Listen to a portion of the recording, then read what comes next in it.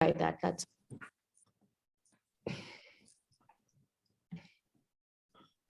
So I'm going to start with you, with Simran, Priya, and then it's coming to Sona.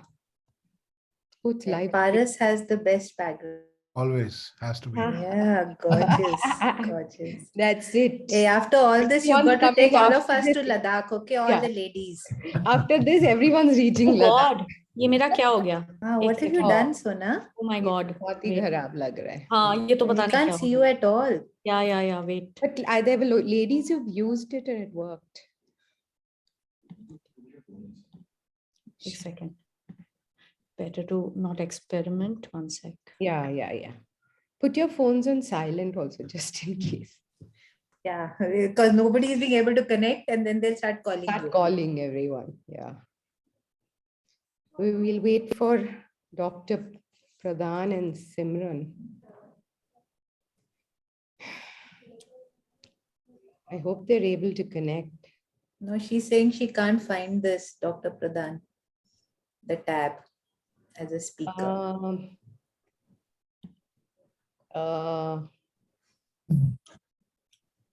Okay, no problem. Search for word homestay. This plenary pops up.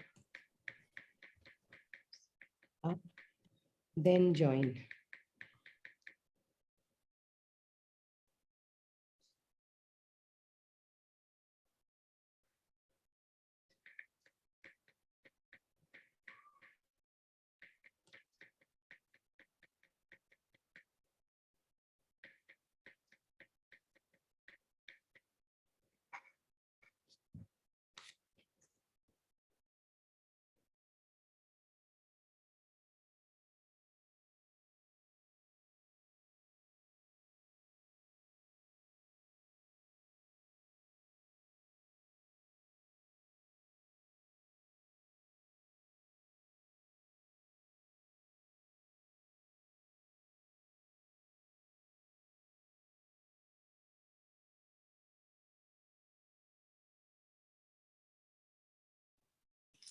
Going live, Ritu.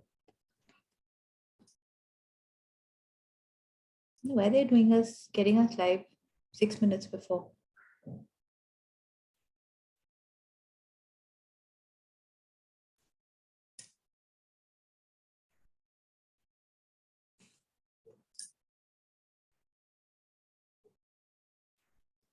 I'm not sure where's Simran.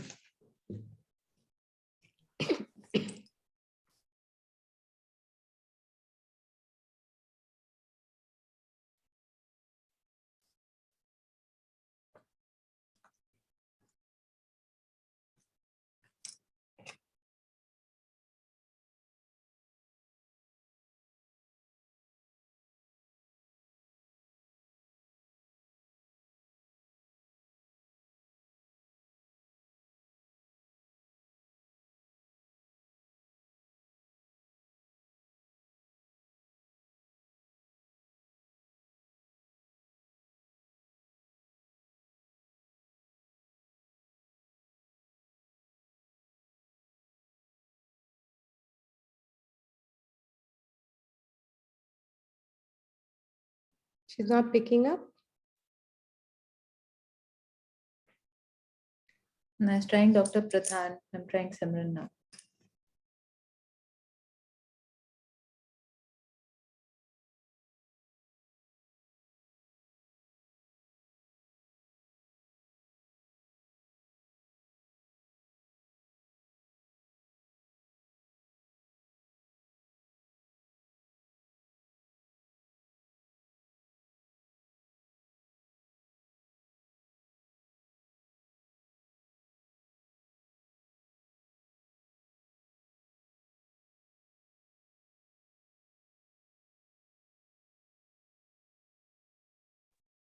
Yeah. Did you connect? Simran is just getting through. Okay. We're going live in a few. We're live already. Okay.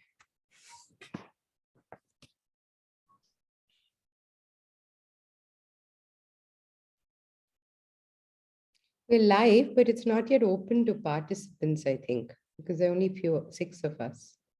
3, 4, 5 of us.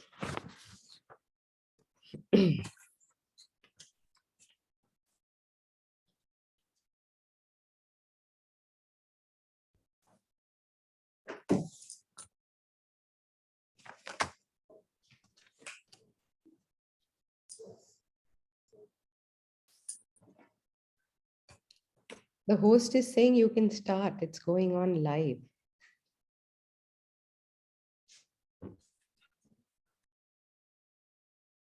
Just wait another minute or two for these two to join.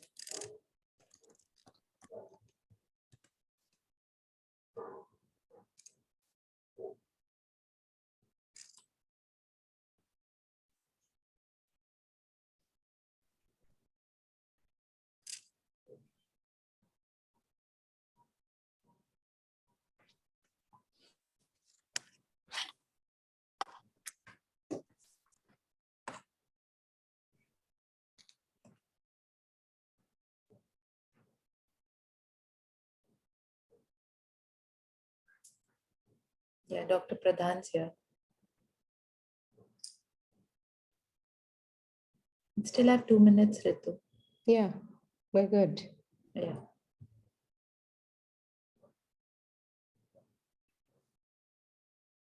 Anyway, I think Beena is supposed to introduce us. I don't think she will come online. I don't know who's coming in. She's not well. That's a shame.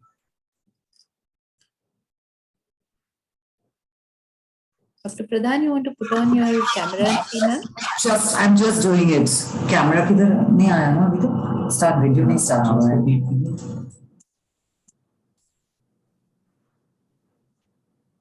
Choose virtual background.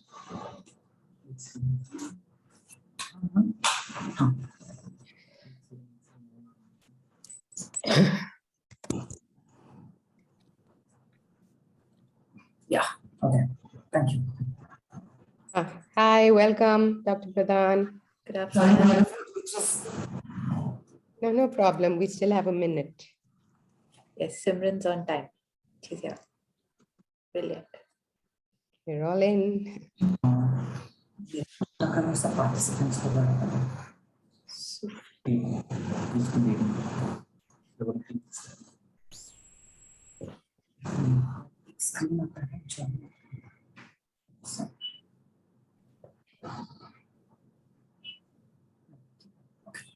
Hi, Simran. Hello. I can't see Simran. She's there. Okay. You're there, Simran.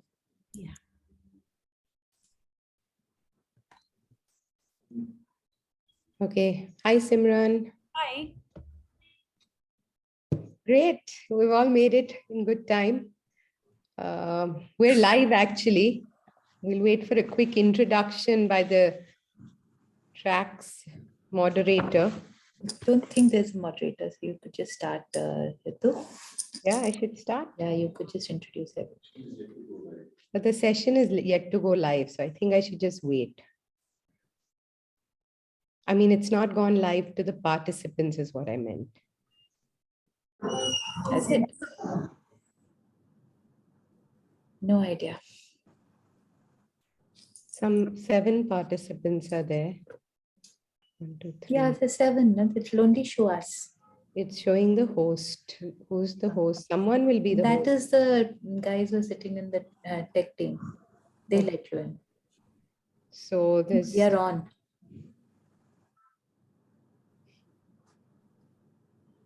Ritesh, are you supposed are you? It's saying session is yet to go live on Ritesh's. I'll just check. Who do I check with? I'm checking.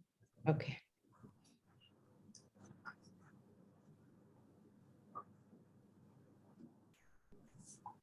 I've asked the web host also whether someone's introducing herself.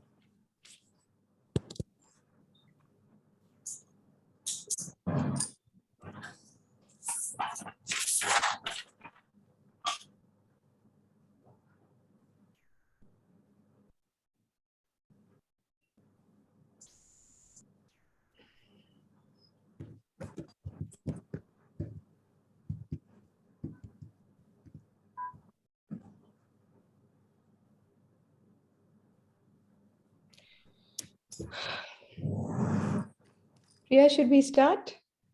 I don't know if we're on.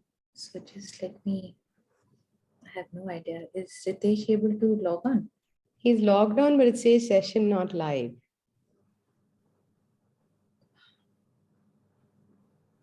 Should we call Sandhya?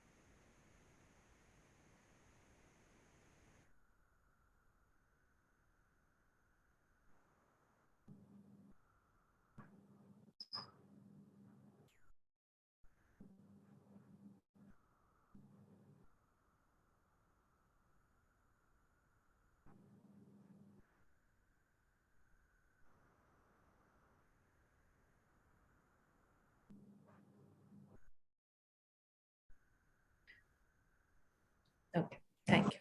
Thank you. We're live, ladies and gentlemen.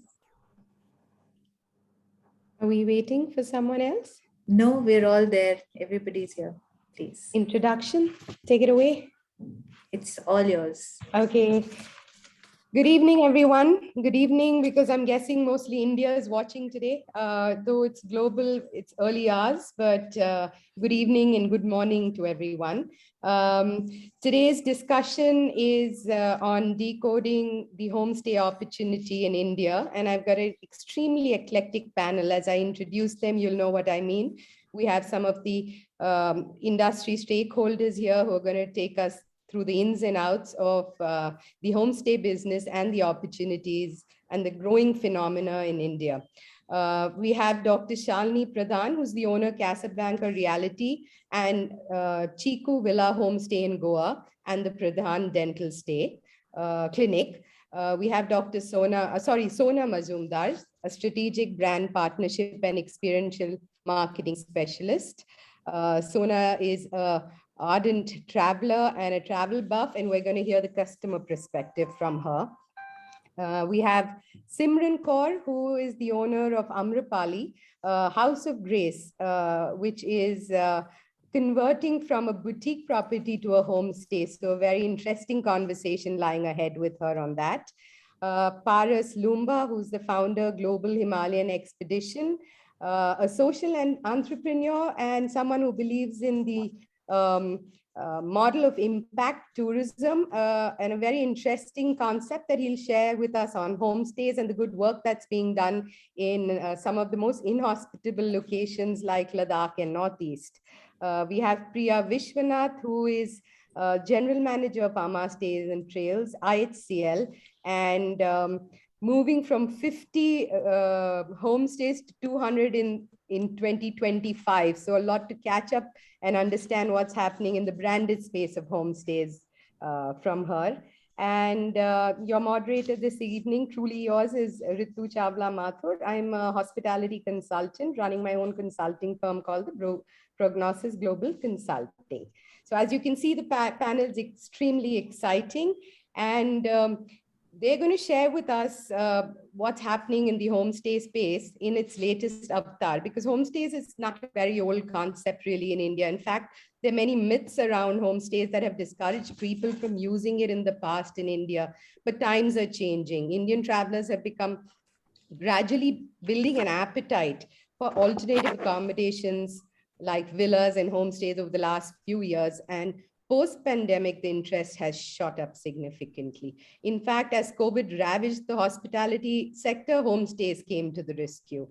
So the privacy, the space, and some of the stories that these private spaces carry are fairly taking over the market. It is no wonder that this year, under the hospitality and tourism sector, we cover something which hasn't very much been spoken about, which is homestays, its scope, need and relevance, growth and potential in the country. So obviously, the first question that comes to our minds, I'm sure for a lot of the audience as well, is if homestays, the segment is still in a very nascent stage and is highly unorganized, what really constitutes homestay in the Indian context? And I'm going to start this question with Simran, who is in fact foraying right now as we talk into moving into a homestay concept for her project. So Simran, over to you. Without much ado, please do share what do you really see is the definition of homestay in our country. Very true. It's lovely to be here. Well, I think in India, even though the concept of homestays, well, one of the reasons I think that the concept of homestays is relatively new is because we have a concept of guest as, an honorable, possibly a carrier of a spiritual message, how we say in India, Mehman Bhagwan hota hai, concept, which also then means that a person may not necessarily be comfortable with their home and their privacy and their comfort levels of how they wish to be being opened up to an audience. But what I see as a concept of a homestay is exactly that, a willingness to share your unique way of being, of living with an audience. So there's no cut and dried format of, so as we were a boutique hotel, as you rightly pointed out, we were a boutique hotel with a whole list of amenities, with a lot of services, one staff member for every 3 people. And what this actually did for us was keep our costs very high at a 6-bedroom space. And when COVID hit, we found it impossible to sustain. So switching to a concept of a homestay where the guest is coming to my home as I would like to live, experiencing life as I would like to live, which is quite comfortable, but also unique. Also unique with the things, the products that I like to show, homemade scrubs from waste coffee, waste management, whatever is important to me as a homeowner. So the extending that forward to the guest that comes, including the food aspect. I think in India, the food aspect is something that's very important as well in a homestay, eating home food. So that's what I believe to be a homestay, a unique experience without a specific checklist that would come with a boutique hotel. True, true. Now I'm going to ask Priya now to expand on that, Priya. So my question really to you is, I mean, is there a limit to a number of rooms a homestay has? And I mean, what is it the same? Is the homestay licensing and rules and regulations same across the country in India? Or are we dealing with different states? Because as a brand, I know you're moving all over the country. Like I said, 50 to 200. I'm sure you have some insights into that. Really, what is the definition of homestay as by the tourism department? Thank you, Ritu. Yes, homestays, India is a unique country. And like you said, it's not an organized sector. So we don't actually have the same license across the country. And usually a homestay is not more than 6 rooms, but some states let you go up to 8 rooms also. And but we do have a central site, which is Incredible India, where you can get a bed and breakfast license. But then in each state, you also have to get your own licenses. So you just can't survive with the Incredible India bed and breakfast license out here. Okay, right. So that obviously leads to some of the next questions that I'm going to ask along the way. That can't make it very easy to start, or these homestays and the challenges that come around it. I have some part later on, but let's really understand from a user like Sona, who's such a travel buff, As we know her, she lives to travel, and she's packing her suitcase every few days. So now explain to me really what's really happening in the traveling trends, and what has changed the way you travel today, and how do you choose between a 5-star large format hotel to a boutique to a homestay? What are the real reasons for choosing one homestay? Yeah, thanks so much, Ritu, and thanks for having me on the forum. And you're right, I'm already packing my bags for the next trip, and I just came back 4 days ago. For us as a family unit, I think it's also a life cycle, right? When you start traveling, when you're just new in your jobs, all of it, and then when you have a family, and then of course when you're a senior citizen. So I think one is categorizing it across these three segments as well. So we've done that, and currently the space that we are in is we are family travelers with 2 children that we travel with. I think what COVID did, and even prior to that, I think the concept of slow travel is something which was setting in, which is like cherishing the moment, cherishing a particular location, and not just being in a hurry. So there are a set of travelers who go with these package deals, nothing wrong in them, but it's like you just touch a spot and you're like, it's like a tick mark. But maybe for a little more seasoned travelers, they want to kind of take the entire nuance in. And I think that's where homestays for us kind of crept in. And our first experience was one of the properties of Ama Stay and Trails that we experimented with, if I were to say so. We went with a bunch of friends. What we realized is, concepts like all day breakfast. When you're in a 5-star hotel and you're going with kids, you cannot like wake up at 7 a.m. and by 10 a.m. you have to finish breakfast. That used to always bother us, because you're like, you get away from the rush, but you're again in a rush. But homestay, and then added on to that a luxurious homestay, layer it with a brand like a Taj or a Marriott, and again being Marriott loyalist as well. What I saw is the transition where they were only hotels first, but now they are consciously converting a lot into villa stays and homestays, right? So for us as family travelers, we've started enjoying this a little more because it gives us an opportunity to experience it at a slower pace, take in local flavors, all of it, not compromising on the quality. Plus the sense of privacy and safety. Because at the end of it, I think what we all are conscious about now is not really, sharing our space with a lot of people who you don't know where they've come from, right? So I think these become critical factors for us as travelers, and which is where these homestays are taking precedence. And I've seen this trend evolve in the last 2 years. Thank you, Sona. Yes, I really believe that, going ahead, typically it's going to really be the differentiator is going to be this personalized service, and definitely the kind of privacy and not sharing your space. And that actually takes me to the next question, back to Priya before I move to the rest.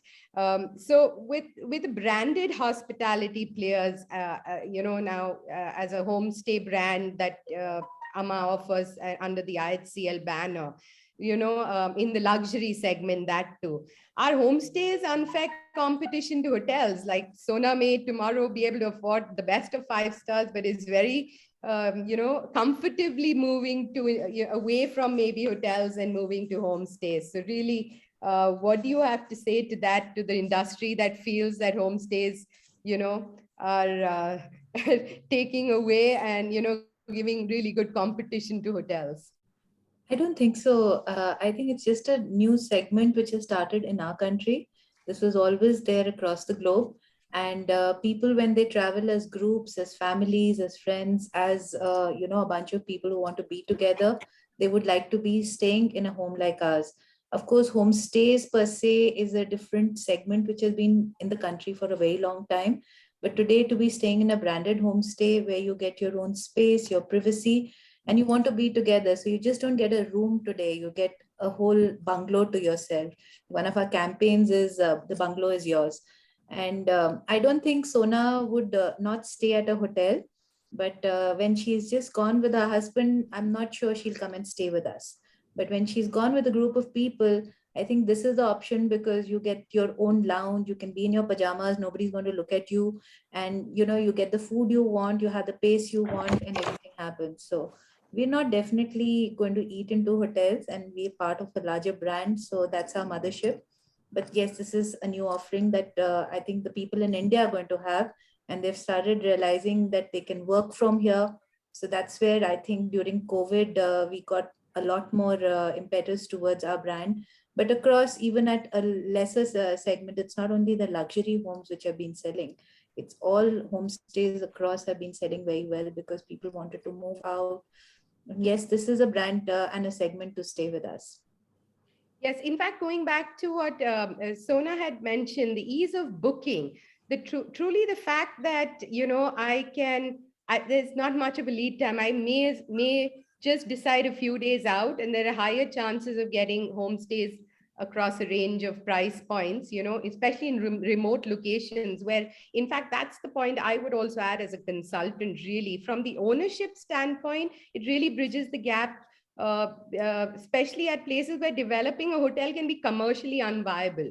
Like now we will be talking to Paras about Ladakh and Northeast, and some of his stories about how he's been able to set up, a simple accommodation format has become, it's such a tedious task. So I would really believe that, where hotels can't reach, homestays reach. And therefore, I don't believe, like you agreed, Priya, there isn't much cannibalization happening there. In fact, developing a luxury homestay at such locations is a better proposition for the ownership as well, right? Due to low overhead costs. I think Simran had really shared that right at the start. It is a very obvious move that she's, I would say a very prudent as well in some ways, especially for different locations.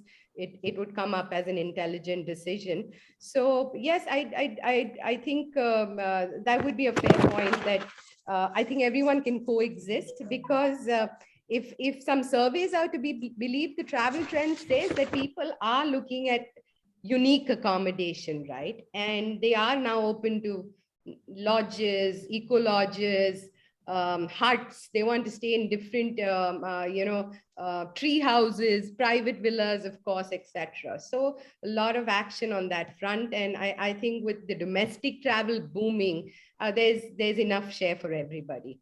So I'm going to take this from here on to Paras. Paras, there is, we've discussed one model of Simran's, which is a typical homestay model. And we're discussing the branded side, which Amma brings into this platform. But, what's interesting is there's something called the community-based homestay model that you've been working with extensively, and you've been even recognized and awarded at various forums. Do share a little about that with us. Please, could you let us know the role of these homestays in this whole community-based tourism? Yeah, thanks, Ritu. So basically, if you look at it, Ladakh has been, they have had homestays since a couple of decades now, because trekking used to be part of the homestay business. So a lot of Westerners used to come to Ladakh, and it used to be a trekking destination. Now it's not much, because a lot of roads have been developed and the development has come in, which is good, I would say, to an extent. But the homestays are also on the roads now. So if you go to Ladakh, if you go to all the remote areas where the road is constructed, the same homestays which were there earlier are easily approachable by road, and they are easily connected by mobile phone as well. So what we did was, we've been working Ladakh for almost a decade now, giving solar power to the villages. And we figured out these villages already had homestays for trekkers. And we thought, why not give it a bit of much of touching in terms of cushioning, in terms of upgrading them with better mattresses and more facilities. Could be power for charging their cameras or their laptops, or solar water heaters, greenhouses. They already used to live they already live a sustainable lifestyle in Ladakh, in the hilly area. So why not provide a more carbon neutral experience to the travelers? And that's where we started seeing that all these homestays in these villages are also run by community together. You won't see one guy running a homestay. You'll see a group of houses running a homestay in a very round robin manner. Like one day a traveler comes, he goes into one, the next day comes, he goes to the second one. So that everyone gets income, equal income distribution. And they normally would have a very fixed rate for, a night. So what we did was through our, international development funds, through CSR funds, whatever we could gather, we set up almost like 50, 60 odd homestays in Ladakh, including on the road as well as on the trekking routes, which again probably will be cut by road now sooner. And then we started, giving these homestays unique facilities which they didn't have, such as portable water wash basin, a wooden commode, something like a greenhouse or solar water heater. And then we trained them. We did a hospitality course for all the homestay owners. Mostly they are women, because the men normally would go out as everywhere, be it into the portals or anywhere else. And then we trained them on proper hospitality as well as gastronomy. And then we did a good photography of these homestays and put them online as well to create better market linkage. This year alone, when the COVID, was almost over, the second wave, starting July, we had a rush of travelers coming to these homestays. As Priya was mentioning, and even you, everyone else, that people want to go to more offbeat areas rather than crowded areas. So these homestays getting a lot of bookings, and especially the homestays, especially the China border, which had this Chinese incursion statements coming as well. We have a homestay where we have a telescope. So we trained the community on giving stargazing and astronomy sessions. So adding value to an experience. And then, because it's not just about the science, you also have these folk tales and Buddhist cosmology, which they used to integrate with the whole experience. So I think just to sum it up, the community-based homestays is a very different kind of concept where I won't say it's cheaper. It's not budget. It's a very immersive cultural. It could be luxury also for some people. It could be budget for some people. But it's a different work where you sit with the family, interact with the family, and you get good food, clean food, of course, and of course you are in remote areas, and so you get a life of your own, especially from people coming from cities. And we saw that in the last few months, especially the season, every homestay of ours, especially in the tourist areas, was fully booked, in spite of resorts and camps nearby. That means travelers are looking for different options for accommodations to go around. And that was a good positive feeling for us, because sometimes we do wonder that we've set up so many homestays, who would come there. So if we had, let's say, X number of people through us coming to these homestays, we had 3X going to the homestays on their own as walk-ins. So that means that the homestay owner was definitely earning a good amount of money, which is good, because that's where they upgrade their homestays for future and also have additional income coming in as well. So that's the kind of community-based homestay concept which comes in. It's really excellent. If reports are to be believed, and I think MMT has done some study on this, they tell us that there has been a 200% increase in homestays in Ladakh during this COVID time, because if you look at some of the top locations, of course, Goa is known, and we have homestays owners here from Goa. Goa is quite a mature market, but I think where the excitement this season has been a lot towards Northeast. So there are other locations that you're working on as well, other than Ladakh. Throw us some light on that. So we're looking at, we've recently started working in areas around Lahaul and Spiti, Sikkim, Nagaland, especially the Mon area, and Meghalaya in the Garo, which is, so people go to Northeast, mainly in Meghalaya to Shillong or Cherrapunji. But we looked at areas which are remote. So that's where, the concept we have is, sooner or later, new destinations would need to be created for travelers to disperse, right? So why not hit the area first and try and see? There's a area called Nokrek National Park in Meghalaya. It's very well known for citrus foods and wild animals and red panda probably. Right. So that's the area we are looking at setting up homestays. So we have done surveys of more than 85 homestays now, which we plan to do set up before end of March next year. So all in all, the idea is trying to get different. So a guy sitting who has been to Ladakh would again come back to us. He would say, okay, I've seen Ladakh homestays, wonderful. I want to experience the culture of Nagaland. So where do I go? So he will not go to a hotel or a resort. There is no such in Nagaland, I would say. So the best option is homestay. But the question is, like, how can I get an Indian food? Just not the indigenous food, but can also get normal Indian food dal roti. Yes, you will get, because they have been trained on that. Is it good enough? Do they have mattresses? Some of the questions are very basic, which are important, because everyone thinks कि घर पे क्या मिलेगा? What will you get at home? So it's very important that you also list the facilities, even if they are basic. The photographs and the facilities are more. So I think you are correct. I mean, MMT has said 200% rise in homestays in Ladakh. I think that figure could easily be in the next few years for India as well, and that too in the rural areas. So I think luxury homestay segment and the rural remote segment will go automatically at their own pace and very fast, I would say. But rural does not necessarily mean the homestays are cheap. No, absolutely not. No.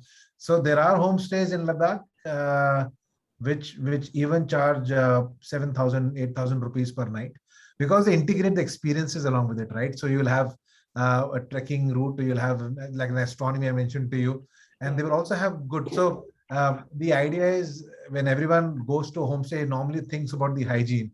Whether I'll get good place to sleep, good something to eat, and good place to go to the call of nature. And all these things are combined together. I think that's enough for a good homestay. So yeah, of course, not at all cheap. Great, thanks. So that's really tackling our opportunity part of our subject. So there is opportunity everywhere in India for homestays. I'm going to come back to you, Paras, on those immersive experiences you keep talking about. You maybe a little later we'll have you expand on it. I'm going to move to Dr. Shalini Pradhan now.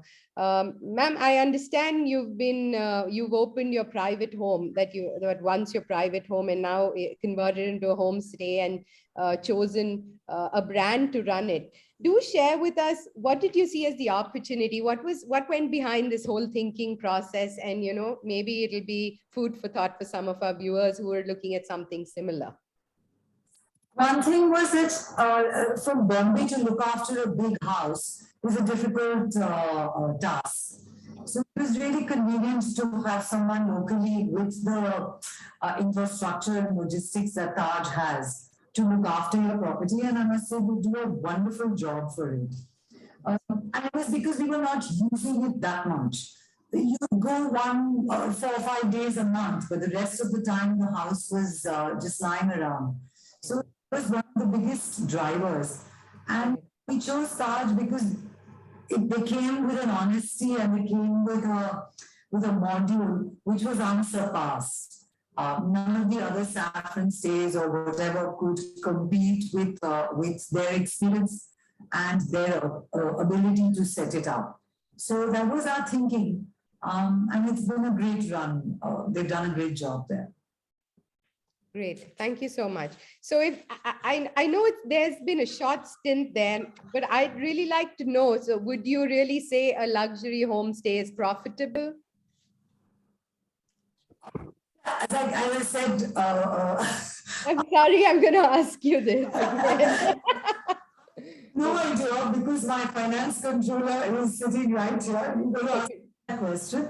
But to be fair to them, we haven't put in anything more than what we did at the beginning to set it up. And as long as they're not asking me for more money and they're paying bills, I'm okay with that. Okay, great. So Priya, you're a proud listener here, huh? Yes, I am. Someone has a lot to say about the brand, but brands may have it a little easy. I'm going to move to Simran, because I'm going to ask her what are the challenges you've been facing, Simran, setting up your own homestay, which is unbranded, but I mean unbranded in the sense the big name is missing, but you're going to create your name going ahead, I'm sure. So tell us a little about the challenges involved in setting up, homestays in India. I think, as Ms. Pradhan pointed out, one of the most wonderful things about creating a business opportunity around your home is that your home is going to get maintained, because that is, and your running costs are going to be covered. Because with larger houses, older houses, heritage houses, this is always a problem, especially with heritage houses. You constantly are fixing things. They were not built with the kind of technology advancements we had in mind. Simple things like, there's usually, well, anyway, that would be quite boring, but definitely a constant problem of mine. So I think one of the challenges of setting up, one of the largest challenges for me of setting up a homestay is how exactly to project to a market that is not familiar with this concept. We've all traveled abroad, we've stayed at bed and breakfasts, but bed and breakfast in Europe is very different from homestay in India, because bed and breakfast in Europe, you have the couple that is running it. You're clear when you go in that this is their house, their rules, and there's a certain amount of behavior that will be tolerated and others that won't. Whereas homestay in India, being so new, often gets mixed with boutique hotel, which is what we were, where you won't say no to anything. A boutique hotel is aspiring to be is essentially aspiring to be a small luxury hotel. So you won't say no to anything. You will push yourself to the limits. The running costs of boutique hotel are very high. In a homestay, the advantages would be that your running costs would be lower. However, how are you projecting this to your audience? So, I mean, what we do is we write a very sweet letter saying house rules, because every loving home has them. And we talk about the things that are important to us. On the other hand, I can imagine a homestay, a traveler who wants to visit a homestay being a bit suspect about what exactly they are to expect as well. This is an issue for the audience too. I mean, are they likely matched, since there aren't so many platforms other than social media, which does help? Talking about the special aspects of that particular homestay. So the audience's expectations and our presentation of what we are, of our house rules, how we want to present ourselves, what makes us unique, what we are okay with, what we are not okay with. So what helped me initially, which is the same online travel agencies, they helped me put my name out there, and social media is what really helped us create a certain kind of ethic to put forth. But it's only after a person has come and stayed here, and when they give their personal recommendations to their friends, or when they return, and we have a lot of return visitors, that's the time when you're really sort of overcoming this problem of homestay. Because when you're going to a 5-star hotel, it's cookie cutter, you know what to expect. So I feel that is one of the challenges of a homestay. Right. I'm going to bring Sona in here. Sona, would you agree? I don't, how does it work? I mean, with customers, there's always going to be this kind of, you coined the phrase post-purchase dissonance, so throw some light on it. I mean, what are your answers to Simran? No, I mean, I actually feel her, because, like she mentioned that with hotels, it is, there's the checklist, and if it kind of ticks on all of it, there's a rating that you could go by, and so on and so forth, right?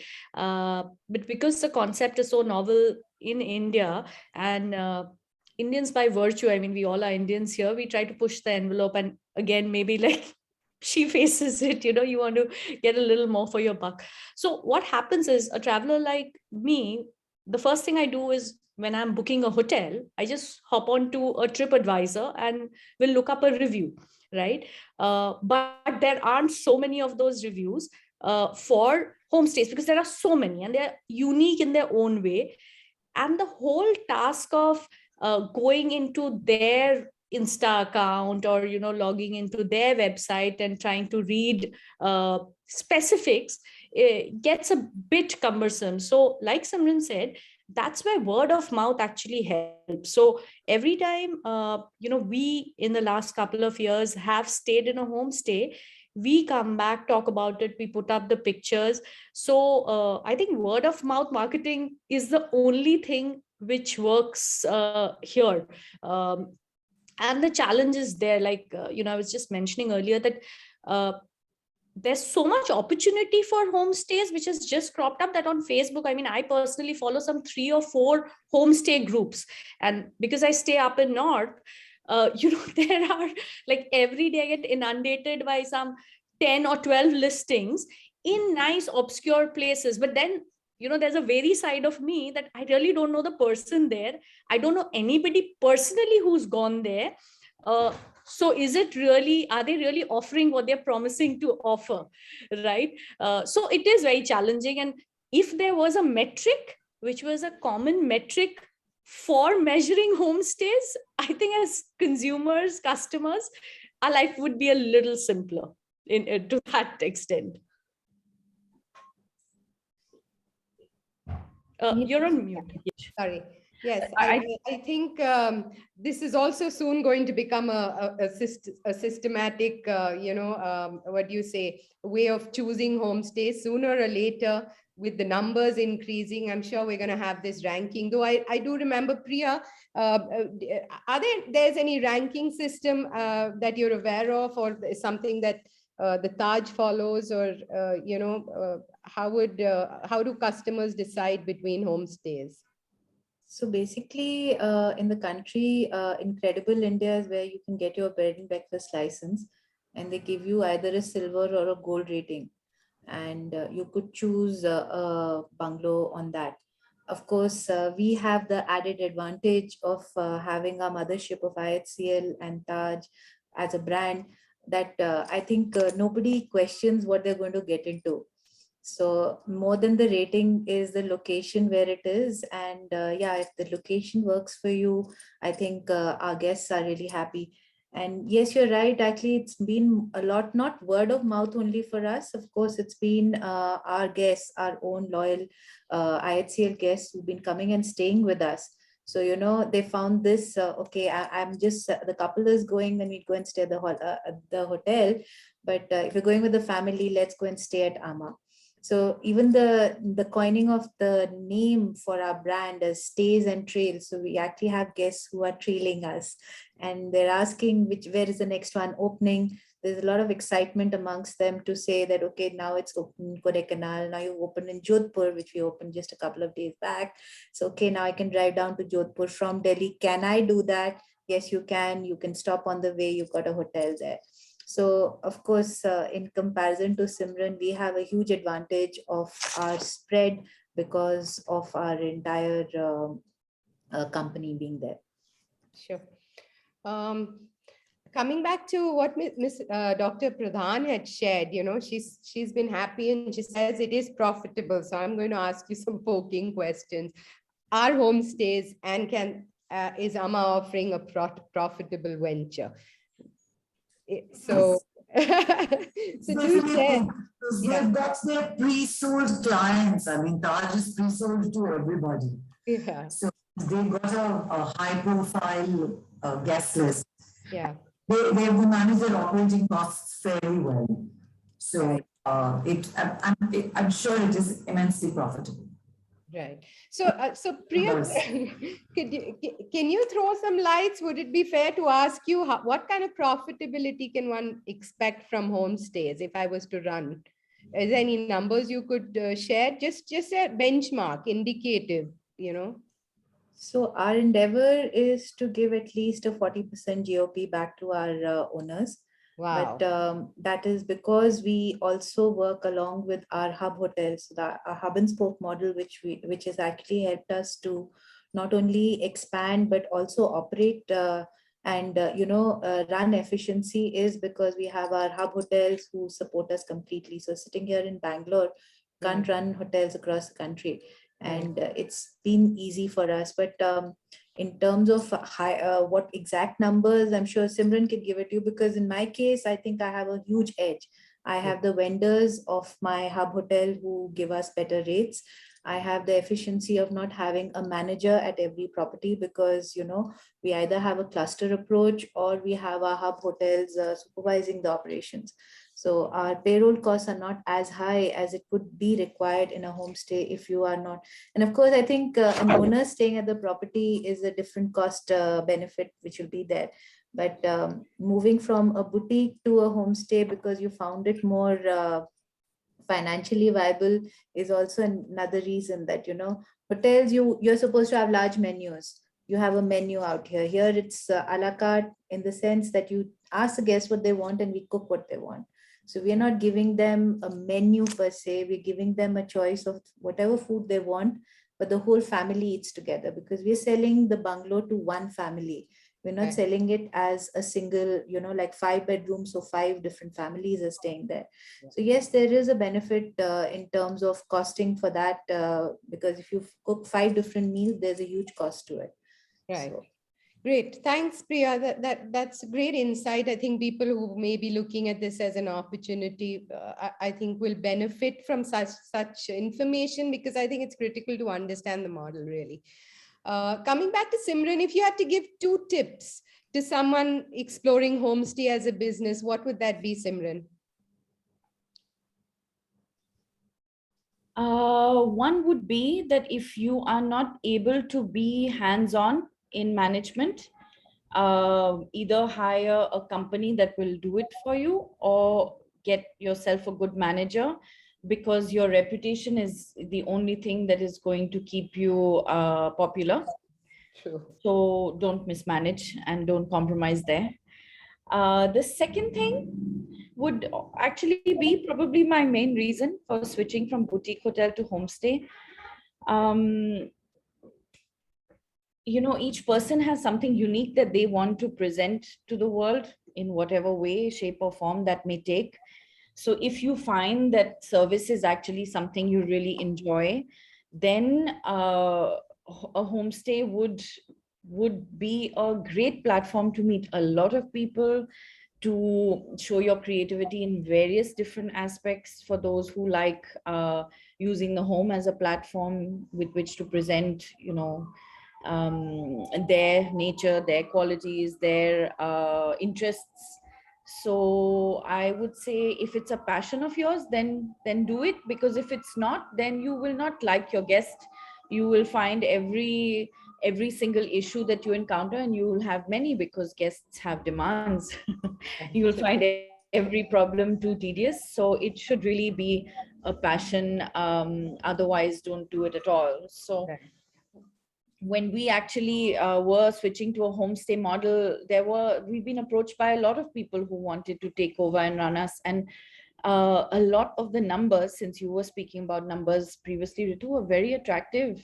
I mean, with me sitting and doing absolutely nothing, I could have been getting close to 11 lakhs a month for 6 bedrooms, which is very, very attractive. Much Right. more attractive than a lease model for 6 bedrooms, which would have been around, 4 a month. But I chose to do it because of that same passion, because what I actually want to do is to get enough business for the month to cover exactly what I want to cover, to present to the people who will appreciate what I want to present. And so to create this little world, a world within a world, that's really what we are looking to do. So if it's your passion and you find something like that, then I think that the money will come and you will enjoy it. And then really that's the main point, isn't it? Couldn't agree more. I think it applies to our entire hotel industry. It's all about passion, it's otherwise so time consuming, and it's a lot of personal touch. So I get what you're saying. I'm going to move on. I know we're running out of a little bit of time, but I'm going to move on to Dr. Shalini. Ma'am, a tip from you, if I was to explore, something to add on to what Simran said. Sorry, just repeat.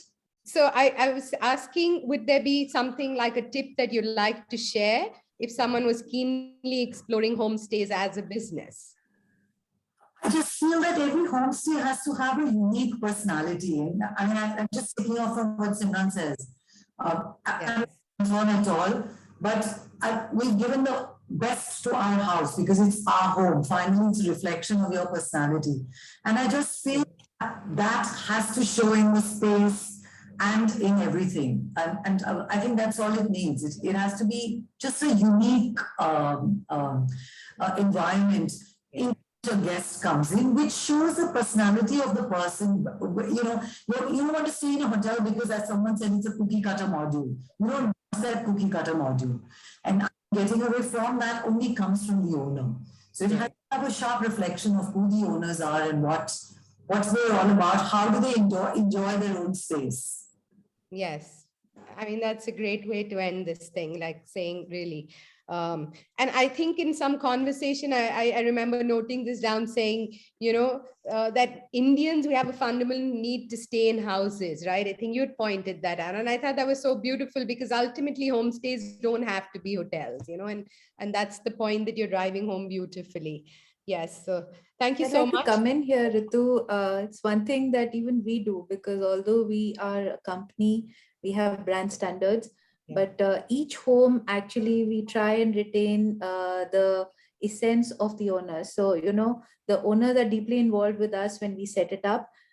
They actually go to the extent of choosing whatever has to be done in the property. So it's not like, we have typical brand standards of crockery and these things have to be there. So in terms of safety, hygiene, security, obviously there are standards which we have to follow. And that's what our company believes in.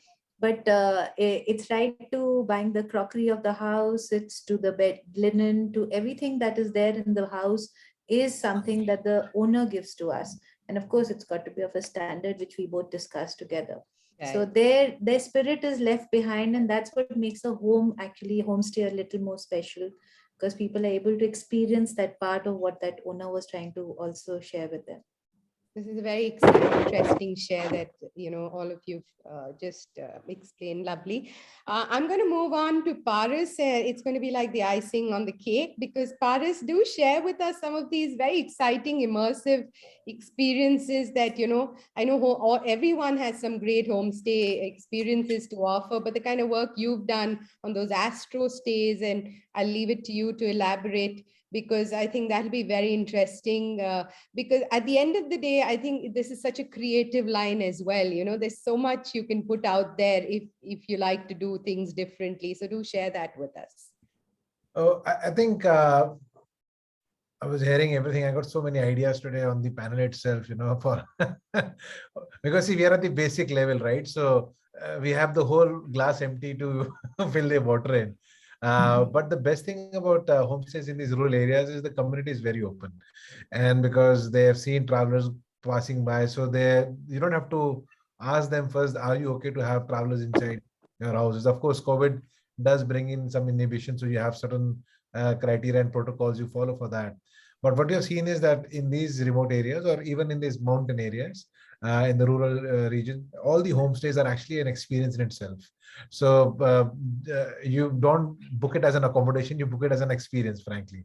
Now, I'll give an example of few homestays in Ladakh, and it's just not our initiative, Mountain Homestays, which promoted. It's all the other, they are independent homestays as well, which are already there in Ladakh for decades, and they're running. Like there are homestays in Hemis National Park. So winters, it's a time now, starting next month, you can actually go there and be there, and you can spot the snow leopard. So that's run by the person on its own. It's a one house village in the Hemis National Park. Then there are homestays which are based on artisans.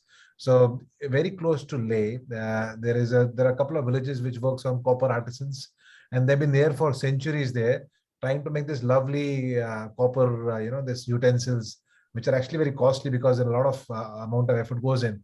You can stay in the homestay of a copper artisan, get up in the morning and start working with him and try to make a lovely souvenir for yourself. Similarly, pottery, clay pottery in a homestay very close to Leh, in a village called Likir. And then at the Pangong Lake, where the whole Ladakh got really promoted because of the movie Three Idiots. The last scene was shot there. Our homestay is at the village called Man, which is on the bank of the Pangong Lake. And then you have a telescope there, a 10-inch telescope. You have travelers coming from all over.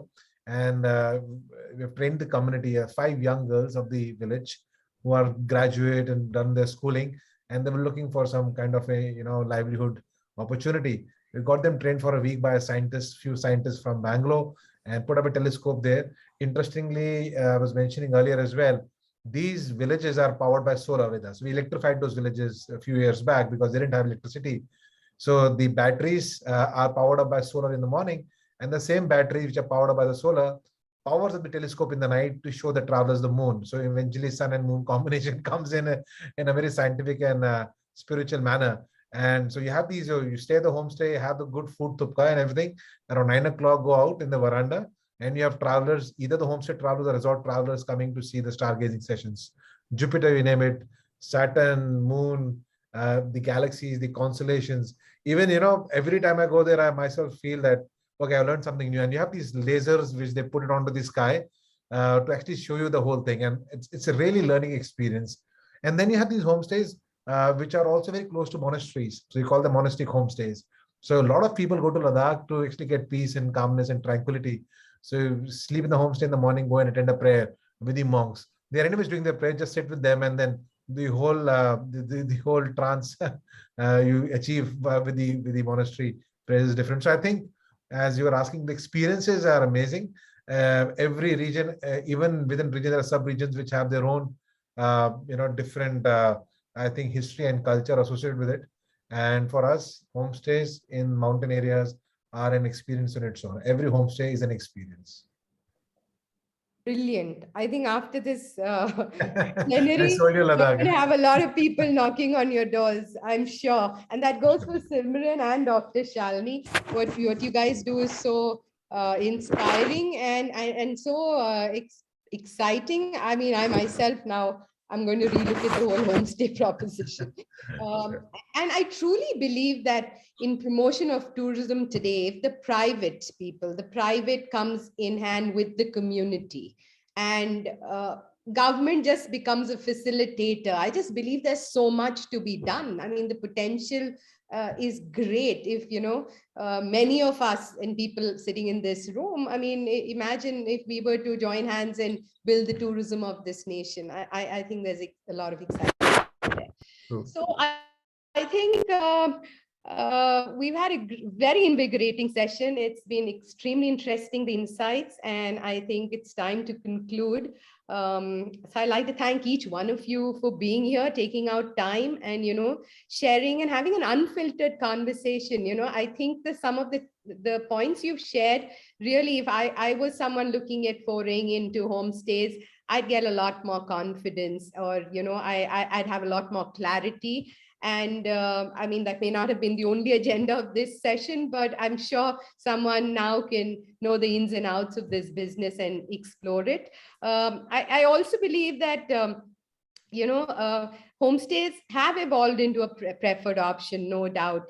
Option for those who can afford a hotel, but would now rather stay at homes as well, and it's great that for all the domestic travel that's going to come up, there's enough formats of accommodation. And with no pun intended, I think homestays are here to stay. So, once again, thank you so much. And as we end, I would like to also announce the awards, that's being conferred by the All Ladies League and Women Economic Forum for the great work that you're all doing in your communities and in your areas. I'd like to announce that the Exceptional Leaders of Excellence Award is being given to Dr. Shalini Pradhan, Sona Majumdar, Simran Kaur, Paras Lumba, and Priya Vishwanath. So thank you so much once again being a part of this session. And if there are any last few thoughts, because we do have a couple of minutes, I'm happy to hear and give you back the stage.